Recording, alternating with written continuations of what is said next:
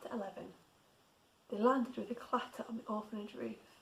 Unfortunately, beneath their appealing cover of snow, the slates were rather slippy, and after trotting to what should have been an elegant halt, the reindeer continued to slide up and up the sloping roof, slowing under gravity until it crested the ridge, at which point it tipped over, so slowly forward, and began to slide down the other side. "What are you doing?" called Torville. "Panicking," replied the reindeer. "Bail!" Torville needed no further encouragement, and jumping from the reindeer's back, landed hard on his bottom. He and the reindeer were now sliding side by side, picking up speed, heading down towards the roof's edge. "Quick!" called the reindeer. "Grab the gutter!" Torville did as he was told, and the two of them executed a neat gymnastic move, flipping over the edge of the roof and landing with control on the window ledge beneath them. Torville and the reindeer looked at one another. "Cool," said the reindeer. "Shh," whispered Torville. "Look." Inside was a long, narrow room, its ceiling crisscrossed with wooden beams, with beds full of sleeping children. Next to an empty cot there was a lit candle and a small pool of light. Beside it, Miss Torrey comforted the abandoned baby, while a stern-looking older woman fitted a cot with sheets and blankets. "I remember her too," whispered Torville. "That's Mrs. Sunby. We didn't like her quite so much." The two women were talking to one another, but it was impossible to make out what they were saying. "Follow me," hissed the reindeer, and he and Torville shuffled along the ledge towards the next window, which happened to be open. "What should we call him?" Miss Torrey was saying. "Torville, of course," replied Miss Sunby, pointing to the label on the basket. "Can't you read?"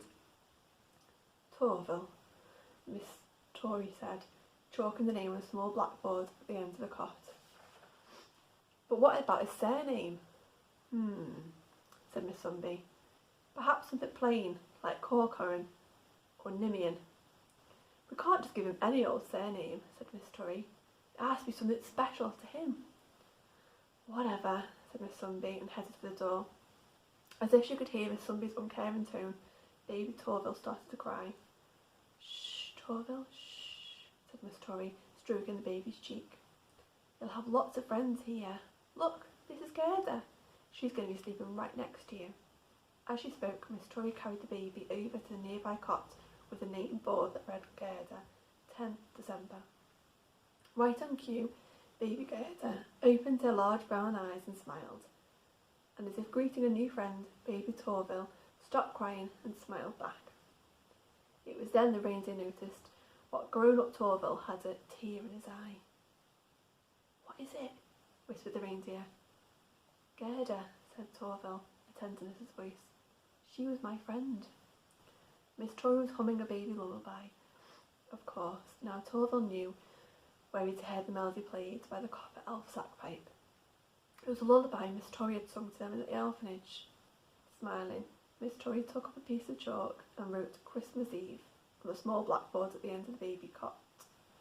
As her chalk formed the final letter, a thought struck her. "That's what your name should be. Christmas. Torville Christmas." She took baby Torville safely under the covers and blew out the candle. On the window ledge, the wind picked up, blowing thick with snowflakes, and Torville found he could hardly see his hand in front of his face. "Hello," he called, looking round for the reindeer. "Torville," called the reindeer. "Torville!" But it was too late. Suddenly, as if a rug had been pulled up from under their feet, the ledge disappeared from under them, and with a shout of alarm, Torville and the reindeer began to fall.